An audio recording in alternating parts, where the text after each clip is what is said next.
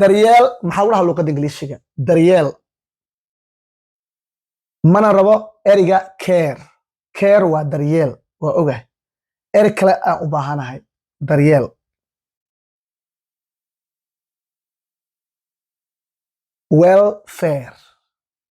welfare waa daryeel welfare waa daryeel alxamid in la axlamo ama la axlamo biraha daaqadaha in laba bir la isku dhajiyo alxamid yes waxaa leedahay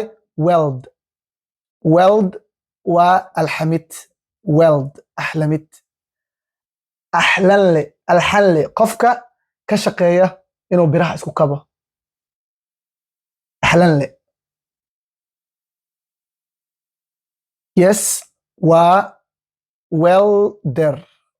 welder ayaa loo yaqaanaa alxanle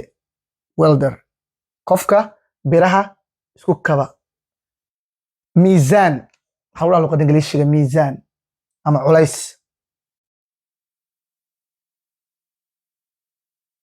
weight miisaan ama culays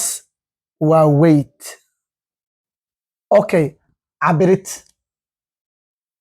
wax inaa cabirtid ama aad is cabirtid cabirid way cabirid waxaa loo yaqaanaa way waa cabirid oohin badan sida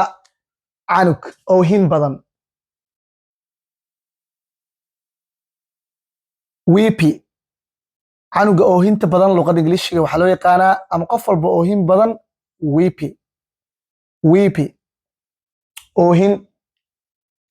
mana rabo cry